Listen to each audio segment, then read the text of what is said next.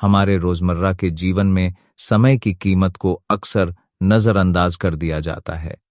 ओशो बार बार इस बात पर जोर देते हैं कि समय सबसे अनमोल संपत्ति है।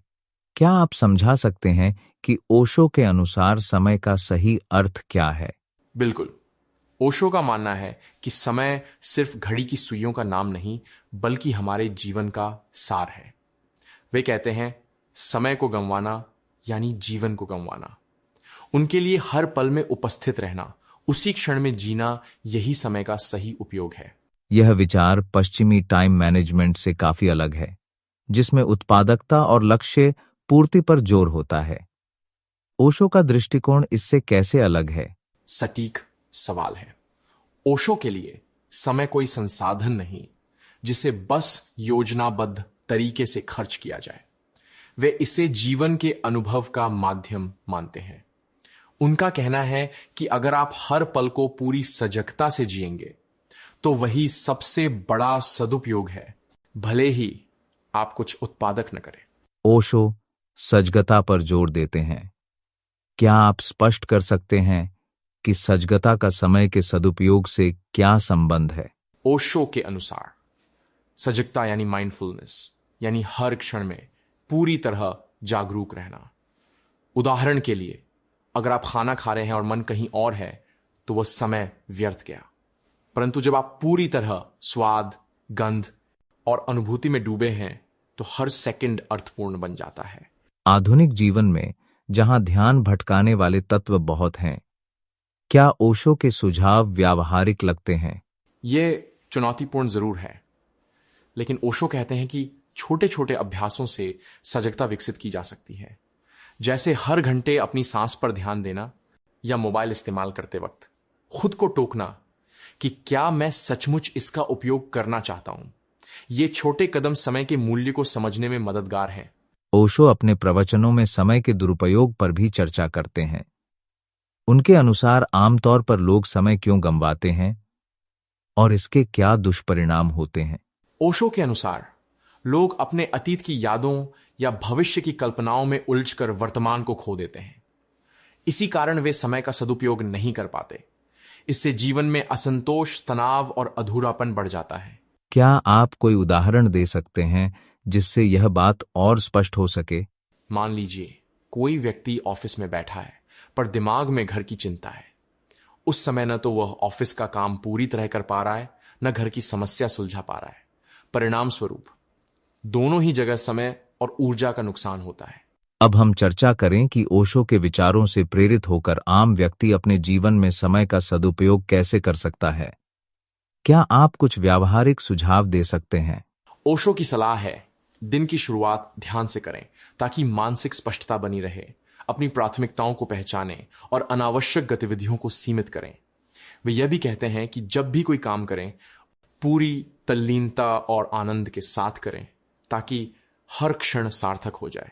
क्या इस संदर्भ में कोई अध्ययन या सांख्यिकी उपलब्ध है जो यह सिद्ध करती हो कि सजगता और समय प्रबंधन में संबंध है? जी हां, 2019 में प्रकाशित एक अमेरिकी शोध के मुताबिक जो लोग रोजाना कम से कम 10 मिनट ध्यान करते हैं, वे अपने समय का 30% अधिक प्रभावी उपयोग करते हैं। यह दर्शाता है कि ओशो के विचार न केवल दार्शनिक हैं, बल्कि वैज्ञानिक रूप से भी प्रमाणित हैं। ओशो हमेशा कहते हैं कि समय ही जीवन है। इस विषय पर लोग अक्सर केवल पैसों या भौतिक संसाधनों को कीमती समझते हैं, लेकिन समय की अहमियत को कम आंकते हैं। क्या आप विस्तार से बता सकते हैं कि ओशो के अनुसार समय अमूल्य क्यों है? बिल्कुल। ओशो का मानना है कि पैसा या वस्तुएं खोकर हम उन्हें फिर से कमा सकते हैं, लेकिन जो समय चला गया वह कभी लौटकर नहीं आता। वह अक्सर उदाहरण देते हैं कि यदि कोई दिन भर व्यर्थ की बातों में समय गंवा दे तो वह जीवन के एक हिस्से को खो देता है जिसे कोई भी कीमत लौटा नहीं सकती। तो क्या यह समझा जाए कि हर पल हमें सचेत रहना चाहिए कि हम अपना समय किस पर खर्च कर रहे हैं? बिल्कुल। ओशो इसी बात पर जोर देते हैं। वे कहते हैं कि हर क्षण अनमोल है और हमें उसे पूरी सजगता से जीना चाहिए। यहां तक कि वैज्ञानिक शोध भी बताते हैं कि समय का प्रबंधन अगर सही तरीके से किया जाए तो व्यक्ति की उत्पादकता और मानसिक स्वास्थ्य दोनों में सुधार आता है। अब जब हमने समय की अमूल्यता समझ ली है, तो अगला सवाल यह उठता है कि हम इसे कैसे बेहतर ढंग से जिएं। इसका उत्तर ओशो के दूसरे सिद्धांत में छिपा है, यानी वर्तमान में जीना, जिसे हम अगले हिस्से में विस्तार से समझेंगे। ओशो के विचारों में भविष्य की चिंता छोड़कर वर्तमान में जीने की बात प्रमुख है, लेकिन प्रैक्टिकल लाइफ में लोग अक्सर भविष्य की असुरक्षा या पछतावे में उलझे रहते हैं। ओशो इस मानसिकता को कैसे सुलझाते हैं? ओशो मानते हैं कि जब हम लगातार भविष्य या अतीत में सोचते हैं, तो हम जीवन के सबसे महत्वपूर्ण क्षण यानी अब को खो देते हैं। वे उदाहरण देते हैं कि संगीत, प्रेम या ध्यान का अनुभव तभी संभव है जब हम पूरी तरह उस पल में डूबे हों, न कि किसी कल की चिंता में उलझे हों। यहां एक सवाल उठता है, क्या भविष्य की प्लानिंग करना बिल्कुल गलत है? आखिरकार समाज हमें हमेशा आगे सोचने की सलाह देता है। ओशो स्पष्ट करते हैं कि प्लानिंग करना गलत नहीं, लेकिन अगर वो आपके वर्तमान को खा रही है तो समस्या है। जैसे कोई व्यक्ति ऑफिस की मीटिंग की चिंता में घर का समय भी नहीं जी पाता, तो जीवन अधूरा रह जाता है। तो इसकी शुरुआत कैसे करें? क्या कोई व्यावहारिक तरीका है जिससे हम सचमुच वर्तमान में जीना सीख सकें? ओशो के अनुसार ध्यान एक प्रभावी तरीका है जो हमें हमारे भीतर वापस लाता है। आइए अगले हिस्से में ध्यान और समय के संबंध पर चर्चा करें। जैसा आपने बताया, ओशो के अनुसार ध्यान समय के सदुपयोग का सर्वोत्तम तरीका है। क्या आप बता सकते हैं कि ध्यान समय को इतना महत्वपूर्ण क्यों बना देता है? ध्यान से व्यक्ति अपने भीतर झांक सकता है, जिससे बाहरी भागदौड़ और मानसिक उहापोह से मुक्ति मिलती है। ओशो कहते हैं कि जब आप ध्यान करते हैं तो समय ठहर जाता है, मानो हर क्षण में अनंतता समा जाती है। इससे व्यक्ति को सच्ची शांति और आत्मिक संतुलन मिलता है। आमतौर पर लोग ध्यान को सिर्फ बैठकर आंखें बंद करने तक सीमित समझते हैं, लेकिन ओशो के ध्यान में क्या खास बात है? ओशो का ध्यान सिर्फ शांति नहीं, बल्कि जागरूकता का विज्ञान है। वे कहते हैं, किसी भी क्रिया, चलना, खाना, बोलना को पूरी जागरूकता से किया जाए तो वही ध्यान बन जाता है। शोधों के अनुसार नियमित ध्यान से तनाव 40% तक कम हो सकता है और जीवन की गुणवत्ता बेहतर होती है।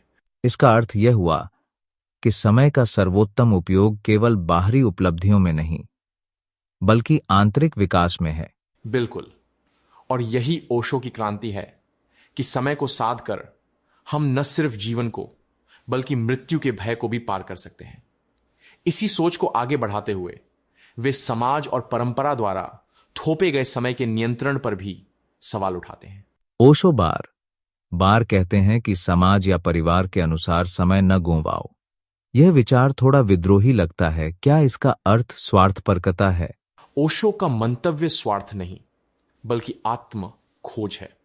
वे मानते हैं कि समाज अक्सर हमें ऐसे कार्यों में उलझा देता है जिनका हमारी आत्मा से कोई संबंध नहीं होता। उदाहरण के लिए, पारंपरिक करियर या रिश्तों का दबाव कई लोगों को अपने सपनों से दूर कर देता है। क्या ऐसा संभव है कि हम अपने भीतर झांकें और वही करें जो हमें सच्चा सुकून दे, फिर भी सामाजिक जिम्मेदारियां निभा पाएं?